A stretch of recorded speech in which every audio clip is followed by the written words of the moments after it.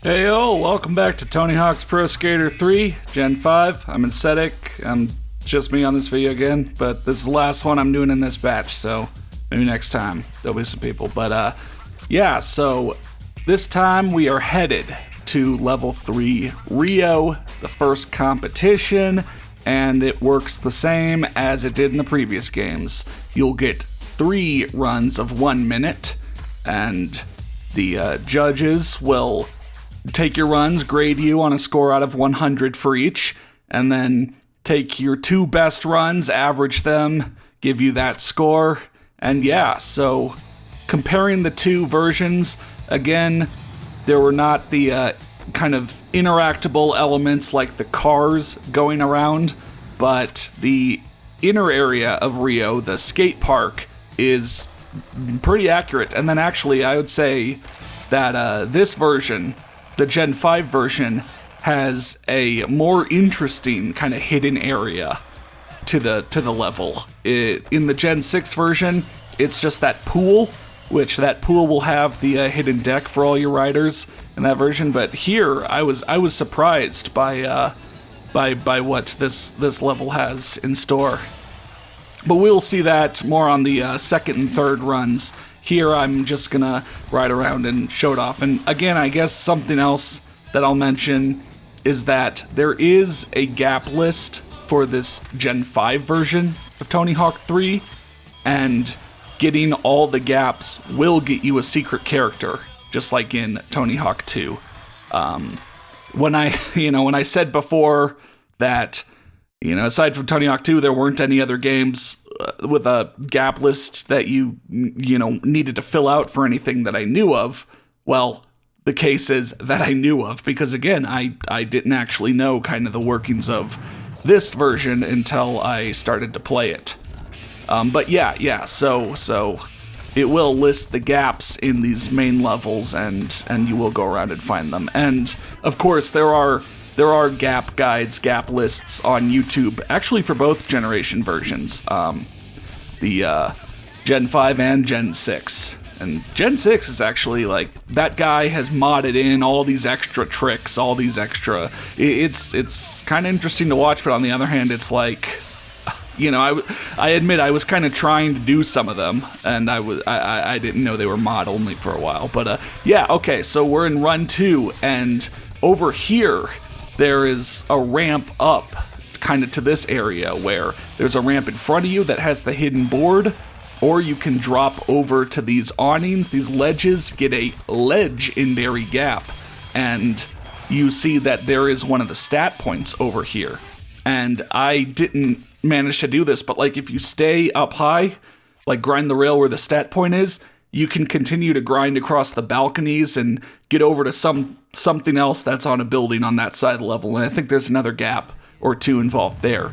Or you're going to see in this third run, because we're still missing, one of the stat points after I get the one that I didn't get the last time, that there is more to this area. This kind of new thing definitely does split off to a new hidden area. So alright, let's get legendary, let's continue on. Oh, I think I'm actually going to show it off. That yeah, you can like wall ride up onto this roof and then keep the grind going. Yeah, wall crawler, there you go. And then... Actually, I might have misspoke. I think in this recording I do go back for like a 4th kind of heat, I guess. I'll get my medal and then go back for a 4th heat just because I realized I didn't have enough time left. But you might be able to notice, hey, if you're over here, you might have seen just kind of, gosh, what's the word? Where the wall is moved back a bit and there seems to be something on top of it. Yeah, I'm going to go back in a 4th heat for it. After a cheesy little manual. But yeah, once again, these competitions fly by really fast. But again, kind of to compare the physics systems, I did feel like I got more done, or I handled my time better in the previous engine. Where sure, you look at, the Rio video I did for Gen 6, and I technically, literally, got everything done in 3 runs, but it felt more like I was just kind of racing around going, okay, gotta get that, gotta get that, gotta get that.